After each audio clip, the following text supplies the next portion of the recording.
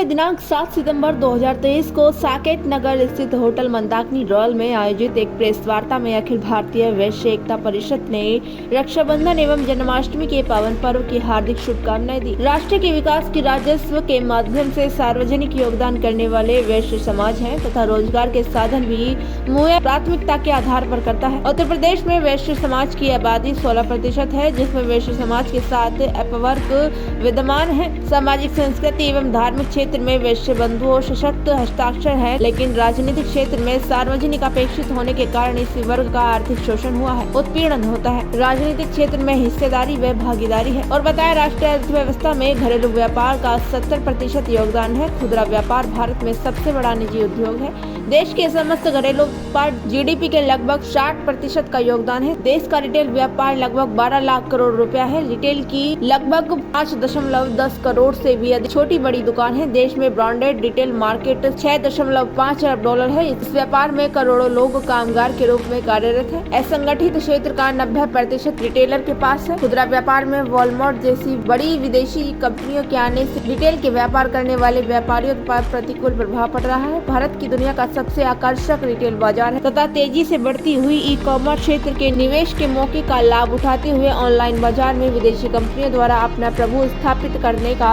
प्रयास। खुदरा बाजार पर नियंत्रण स्थापित करने की योजना है, जिसमें छोटे मध्यम व मझोली स्टार का रिटेल व्यापारी प्रभावित हो रहा है। बड़ी विदेशी कंपनियां पहले छूट देती है, फिर उनका बाजार पर एक छात्र कब्जा हो जाता है। खुदरा व्यापार का लगभग 20% हिस्सा ऑनलाइन बड़ी विदेशी कंपनियां बिक्री कर रही हैं। बैठक में मुख्य रूप से पंकज गुप्ता, राष्ट्रीय युवा अध्यक्ष नरेश माहेश्वरी, कार्यवाहक अध्यक्ष डॉक्टर सुमंत गुप्ता, राष्ट्रीय अध्यक्ष एवं राकेश कुकरेजा आदि उपस्थित रहे। कानपुर से रवि शर्मा की खास रिपोर्ट।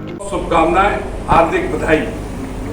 सम्मानित पत्रकार बंधुओं, 10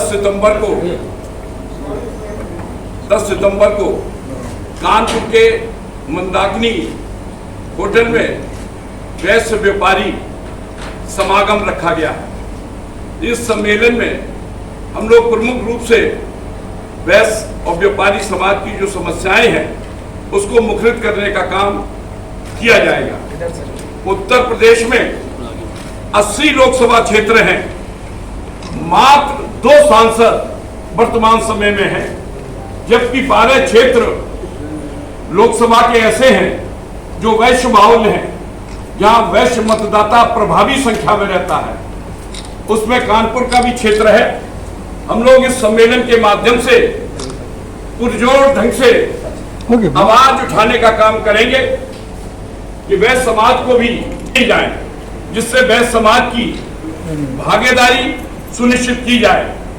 उत्तर प्रदेश में 18% की आबादी, सर्वाधिक राजस्व देने वाला, सरकार के खजाने में श्री वृद्धि करने वाला, साधन मुहैया कराने वाला और धार्मिक क्षेत्र में भी बढ़ चढ़कर भाग लेने वाला, और इससे भी बढ़कर विगत विधानसभा के जो चुनाव हुए थे उसमें भी भारतीय जनता पार्टी का समर्थन अखिल भारतीय वैश्य एकता परिषद एवं traders and industries welfare association ने किया।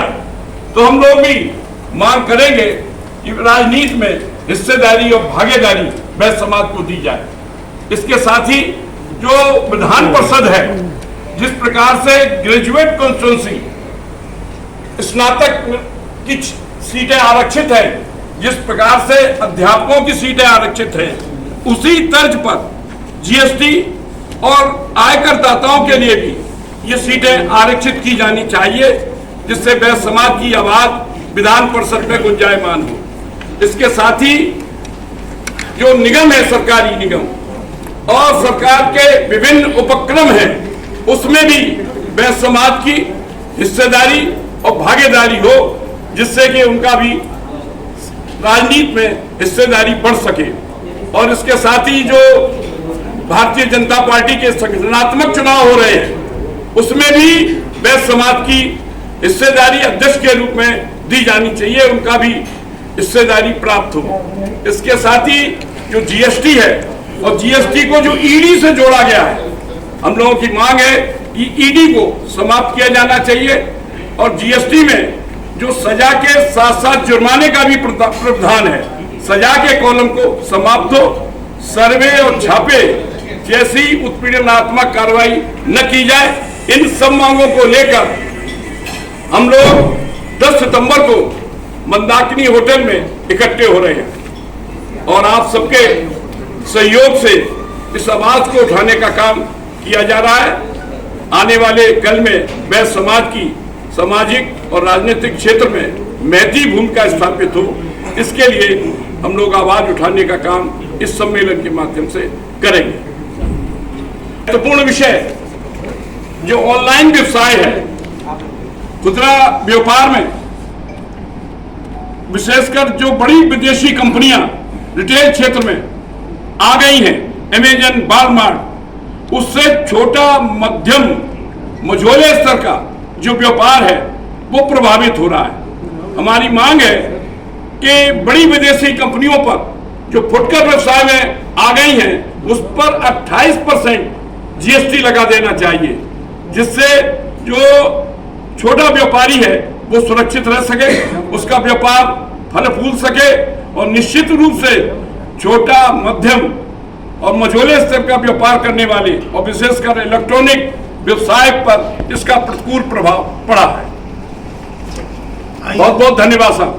आइए आइए आइए साहब, आप इधर आ जाओ। कार्ड ले लीजिए। आइए आप बोलते हैं, आप बात कहते हैं।